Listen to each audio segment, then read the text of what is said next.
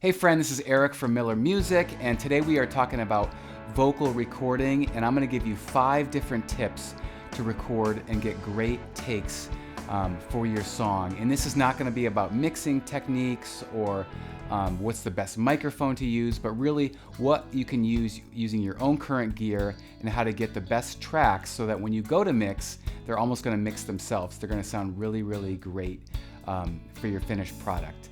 So I also encourage you to stick around to the end of this video because I have a special free giveaway bonus.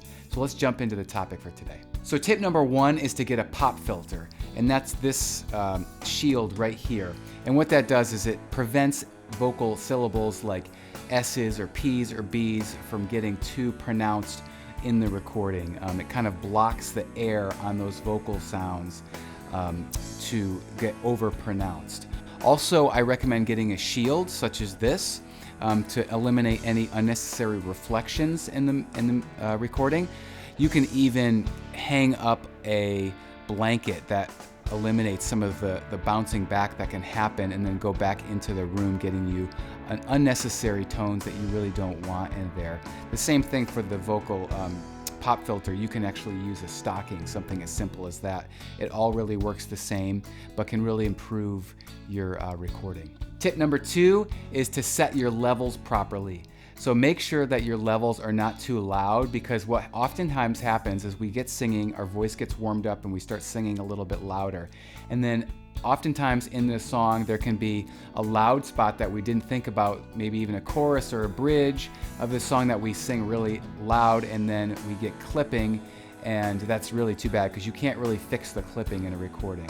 So make sure that you set your levels on your audio interface. I like to set them a little on the lower side, maybe half to a little bit lower than that. You can always boost them up in the mix later on, but you can't take them down if they're too loud. So tip number 3 is to get a great headphone mix, okay? So when you're recording, make sure that you can hear yourself when you're recording.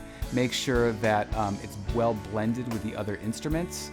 Also, many players or singers like to have one ear off. That helps them to hear themselves in the room a little bit more when they're recording, to tune a little bit easier their voice. Many times you can add a little bit of reverb and delay to your voice while you're recording, and that helps to blend the voice in and not sound so dry. But it's really important that you can hear yourself well so that you can really allow yourself to express and get that emotion through in the recording that you are looking for.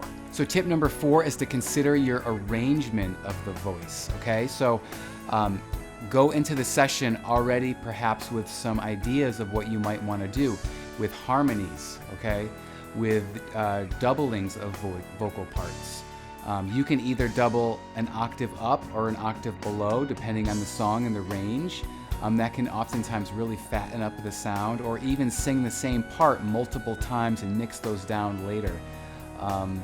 And definitely harmony tracks. If you listen to a lot of rock, pop songs, especially on choruses, you'll notice, if you listen closely, that there's harmony parts in there, even with the same singer singing harmony parts above themselves. So this can tend to have a really nice finished product at the end, and you don't have to use them, but at least when you're in your vocal session, you record them, record more than you think you might want so that you can either choose later on to use them or not use them.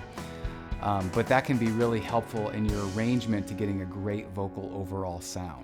Okay, so the last tip, tip number 5, is probably the most important, and that is to get a great vocal performance. To get a great vocal performance, a couple things. Make sure your voice is warmed up. Okay, you can do vocal warm-ups to warm yourself up. You're well hydrated, you have plenty of water, because all of that can come through really in the voice, especially on the recordings. Also, if it's possible, to have a friend or a vocal coach with you that knows about the voice, that can help suggest things during the recording process. I know that's oftentimes not possible, but it can really help to get a great performance out of yourself if they can make suggestions. This may be the producer, but it can be really helpful. Or even stop recording, listen back, see how it sounds. Maybe you're noticing some things that you might not have noticed before when you're recording. One of the things about voice is that it's really hard to hear yourself back and listen objectively, but this can be really, really helpful, okay? And also to make sure that you're going for the emotion that you want and choosing takes with great emotion, because let's say you have a perfect take, it's got perfect tuning on it, but there's not a lot of feeling in it, there's not a lot of emotion in it. You can always, in post-production, provided the tuning's not too bad, you can fix that later on, but what you can't fix is the emotion, the feeling of the performance coming through. So really you want that great vocal take to go for. Okay, so for my free giveaway, I have a free 5-step guide to recording pro music from your home studio. And what this is an overview process of how to set up your recording studio for under $300, get all the gear that you need, and then some tips on how to get great sounds getting started in recording. So you can download that by going to millermusic.co or just click the link below in the description. And I always love and encourage feedback, so if you have any comments, any questions, please leave a comment in this description below, and I look forward to seeing you in the next video. All right, take care.